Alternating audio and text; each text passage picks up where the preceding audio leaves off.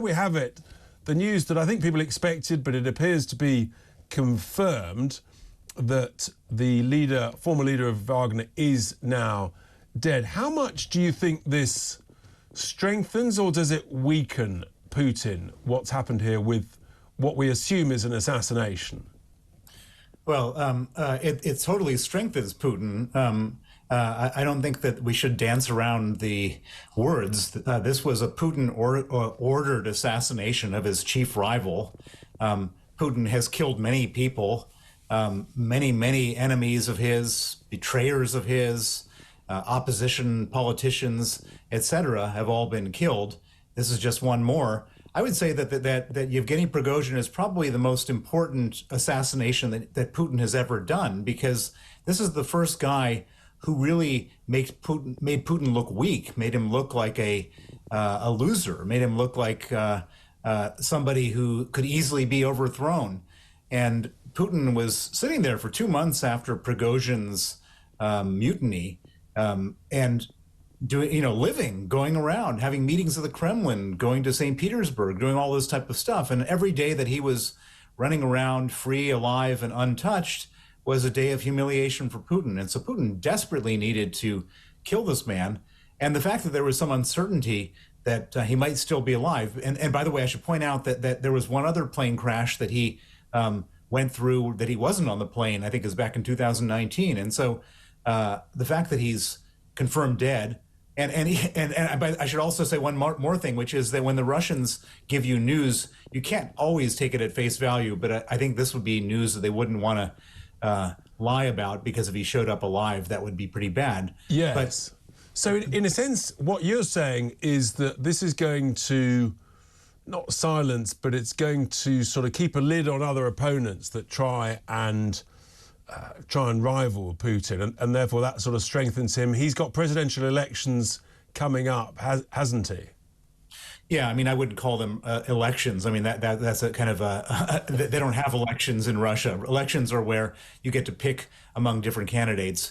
Russia, they if you're an effective candidate, they either kill you, put you in jail, or exile you. Alexei Navalny and my friend Vladimir Karamurza are sitting in jail because they're candidates, and other people like Garry Kasparov and is in exile, and Boris Nemtsov is dead. But this does strengthen Putin very much, because he's been a dictator for 23 years, and the reason that nobody shows up to challenge him is because everybody thinks that either you're going to die, go to jail, or be exiled, and if that wasn't the case, there'd be all sorts of people coming out of the woodwork to try to be the next Putin, because it's a very profitable gig. Putin is worth $200 billion, and if you're president of Russia and you're a crook, and there's a lot of those out there in Russia, it's worth a lot of money.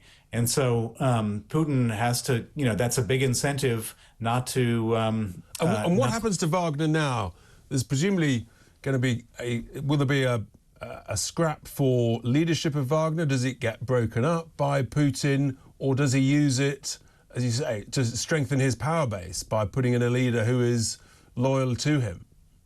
Well, so the interesting thing about Prigozhin, this guy who was just killed, the former head of Wagner, is that while he may be the most heinous, murderous, horrible individual, he was actually sort of evil genius. He was somebody who really knew how to do terrible things well. And if you were to ask the Ukrainian military who they rate, he was the one person who they really had trouble with. And it's not as if it's not a structured organization that somebody could just come in and take over, and that's that. I mean, it was his own evil and organizational skills that allowed this organization to be formed. And so I don't think it's going to be such a straightforward exercise for somebody else to just slot in and take over this organization. I think that the people who are in it are generally a bunch of mercenary criminals, and it's hard to organize and keep those people in check. And so I think Wagner the individuals who are members of this organization will sort of slowly dissipate or fracture and splinter off into little groups of criminals. I don't think that this is going to be a military regiment that will be because there's talk of other much smaller sort of private armies, militias in various parts of Russia, and maybe that's what happens to Wagner. But they do, of course, have lots of contracts in parts of Africa, don't they, helping governments or companies there. So, I mean, they've still got a fair influence. Well, this is the interesting thing is I think one of the reasons that Putin waited for a while to kill Prigozhin is he needed to figure out how to keep the whole Africa thing going.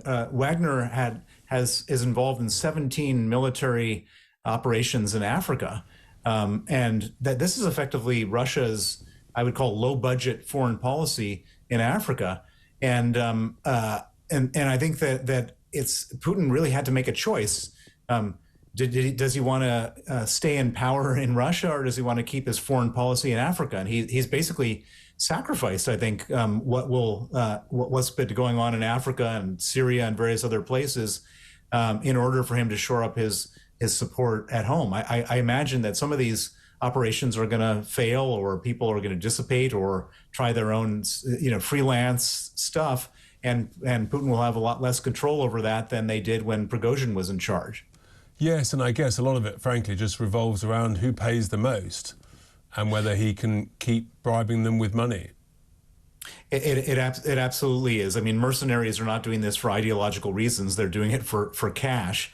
But even with cash, if you're trying to organize and manage a bunch of murderers and criminals, it's not so straightforward. I mean, the reason why Prigozhin was so good at it is he was the most brutal man in the world. There's a famous film, a snuff video that he produced about a soldier from his Wagner group that surrendered to the Ukrainians, was then brought back to Russia, and then Prigozhin basically put his head on a cinder block and with a sledgehammer on camera killed him.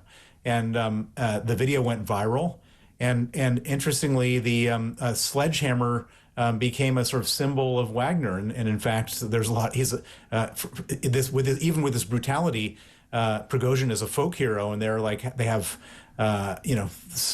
sledgehammers that they sell at stores in Russia, which as you say, highlights that they're all brutal mercenaries. And just finally, does this have any implications for the war in Ukraine, do you think? Yeah, big time. I think that as I said, this guy Prigozhin was highly rated by the Ukrainians as being a really tough adversary. The fact that he's gone, the fact that his skills as a brutal man are gone, the fact that the organization is dissipating is all really good stuff for the Ukrainians. I should also point out that the fact that this whole rebellion started was a result of Ukraine's success on the battlefield, that Prigozhin was angry with yes, Putin and his underlings because it was going so badly for Russia and so well for Ukraine.